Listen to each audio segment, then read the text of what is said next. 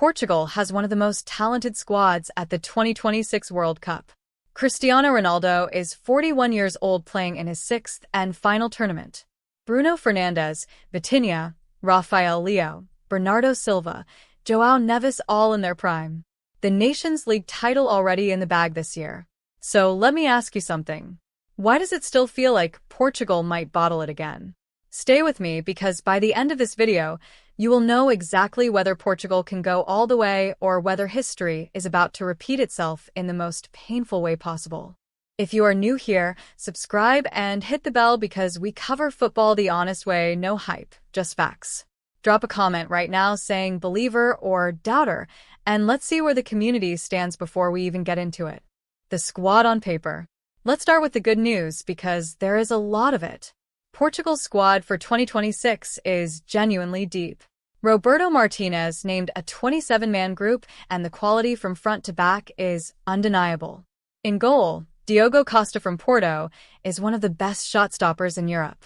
The defense has Ruben Dias, Nuno Mendes, Goncalo Ramos and Matheus Nunes, offering both defensive solidity and the ability to push forward. The midfield is where it gets really exciting. Vitinha and Joao Neves form one of the best young midfield partnerships at this tournament.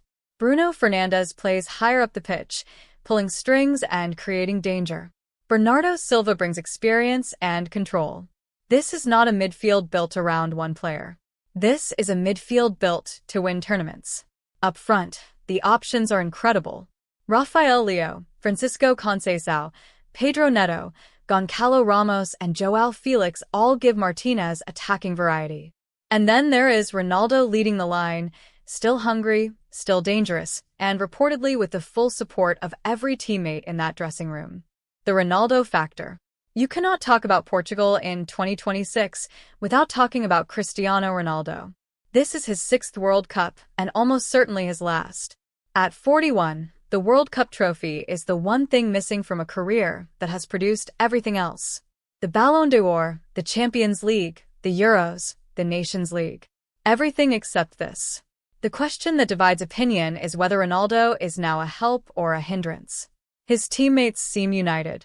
Vitinha told FIFA ahead of the tournament that the squad will play for Ronaldo, calling him one of the greatest players in history.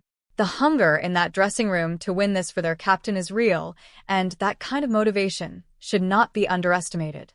But here is the honest part. There are real concerns about whether Martinez has the courage to make the hard calls if Ronaldo is struggling.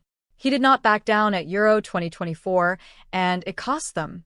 A manager who cannot manage his biggest name is a manager with one hand tied behind his back in a knockout tournament. The path through the tournament.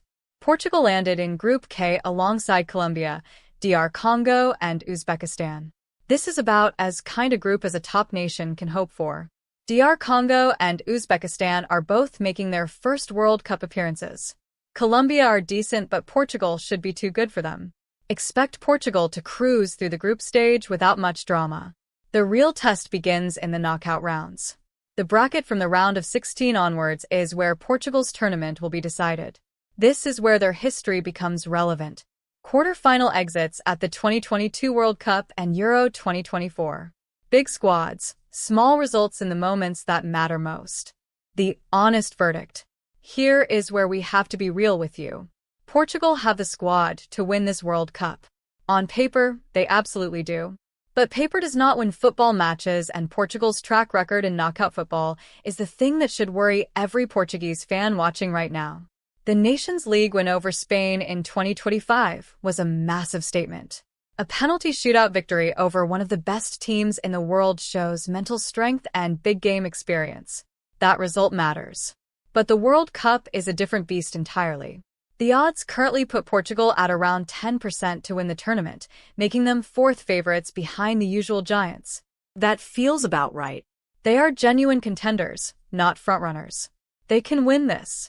There is a realistic path to the final if the bracket opens up and if Martinez gets his tactics right in the knockout stages. The biggest danger is not the opposition. It is themselves. Their history of failing to convert world-class squads into deep World Cup runs is not a coincidence. It is a pattern. For Portugal to break that pattern in 2026, Martinez needs to be brave, Ronaldo needs to contribute without the team being paralyzed by loyalty to him, and the younger generation of players needs to stand up in the moments that matter. Can Portugal win the 2026 World Cup? Yes, they absolutely can. Will they? That depends entirely on whether this generation decides to be remembered as the squad that finally did it, or another golden generation that came close and went home with nothing. The talent is there.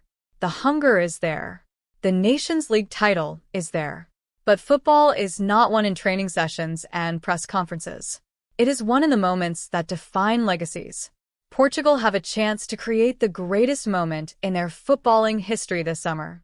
The question is simple. Do they have the nerve? Let us know in the comments. Can Portugal win the 2026 World Cup? Yes or no? And if you enjoyed this breakdown, smash the like button.